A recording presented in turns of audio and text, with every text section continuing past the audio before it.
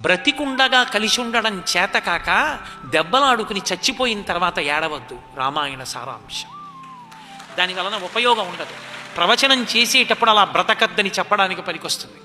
బతికున్న నాళ్ళు ఒక్క పుష్పగుచ్చంలోని పువ్వుల్లా కలిసి ఉండండి అన్నదమ్ములు. అందుకే రాముడు అంటాడు యుద్ధకాండలో, ఒక చోట లక్ష్మణుడు పడిపోతే, దేశే దేశే కలత్రాణి దేశే దేశే చ బాంధవా తంతు దేశం నపశ్యామి ఎత్ర భ్రాత సహోదర అంటాడు. ఎక్కడికి వెళ్ళినా పిల్లనిస్తారు, ఎక్కడికి వెళ్ళినా బంధువులు స్నేహితులు దొరుకుతారు. తోడ పుట్టినవాడు, ఒక తల్లి తండ్రి కడుపున ఈ శరీరంతో పాటే కలిసి పుట్టిన వాళ్ళు ఇక రారు. వాళ్ళు ఈ జన్మకి వాళ్ళు ఒక్కళ్ళే.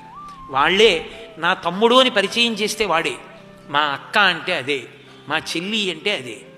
నాతో కలిసి పుట్టిన వాళ్ళు వాళ్ళే.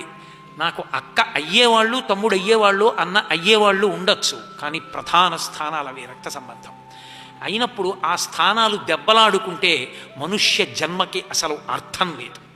కనీసం అన్నదమ్ములుగా పుట్టిన వాళ్ళు కలిసి ఉండకపోతే, అభిప్రాయ భేదాలుంటే ఎక్కడో మీ ఇద్దరికి ఇష్టమైన ఒక్కటి చేయి చాలు. మీ అన్నయ్యకి పౌరాణికం సినిమా ఇష్టం, అన్నయ్యతో కలిసి సంతోషంగా గడపడానికి అన్నయ్యకి ఇష్టం లేనివి మానేసి అన్నయ్యతో కలిసి మాయాబజార్ సినిమాకి వెళ్ళొచ్చు చాలు. అన్నయ్యతో కలిసి అన్నదమ్ములుగా పుట్టినందుకు దెబ్బలాడుకోకుండా ఉండడానికి కావలసినంత సంస్కార బలం లేకపోతే, అన్నయ్య మాటంటే పడలేకపోతే, కనీసం మీ ఇద్దరికీ ఏది మాట్లాడుకుంటే దెబ్బలాట రాదో అది మాట్లాడుకుని బతికేయండి తప్ప దెబ్బలాడుకుని మాటలు లేకుండా మాత్రం బతక్కండి. అలా బతికితే ఎంతమందికి చులకనో. ఓ పెళ్ళి అవుతుంది, ఓ పేరంటం అవుతుంది, ఏమిటో ఆయన అంత గొప్పవాడు అంటారు కానీ వాళ్ళ తమ్ముడే రాడు, వాళ్ళ అక్కే రాదు, వాళ్ళ చెల్లే రాదు. ఎంతటి కీర్తివంతుడై ఏం ప్రయోజనం? అన్నదమ్ములు దెబ్బలాడుకోకూడదు, అక్క చెల్లెళ్ళు దెబ్బలాడుకోకూడదు. చక్కగా అక్క చెల్లెళ్ళు వస్తే ప్రేమగా చూసి పసుపు కుంకాలు పెట్టి పంపించిన ఇల్లు, అన్నదమ్ములు కూర్చుని మాట్లాడుకుని సంతోషంగా నవ్వుకుంటూ ప్రవర్తించిన ఇల్లు అసలు మనుష్యులు అన్నబడేటటువంటి వాళ్ళు ఉన్న ఇల్లు. అన్నదమ్ములే దెబ్బలాడుకుంటే ఆ కన్నవాళ్ళు ఏడుస్తారు ఏ లోకంలో ఉన్నా. కాబట్టి రామాయణ సారాంశం ఒక్కటే.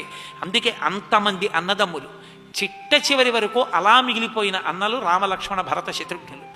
ఆఖరణ కొడుకులకి పట్టాభిషేకం చేసి అవతార పరిసమాప్తి చేసేసిన ముందు తమ్ముడు వెళ్ళిపోతే వెళ్ళిపోయారంతే. అంత అసలు ఉండలేకపోయారు వాళ్ళు.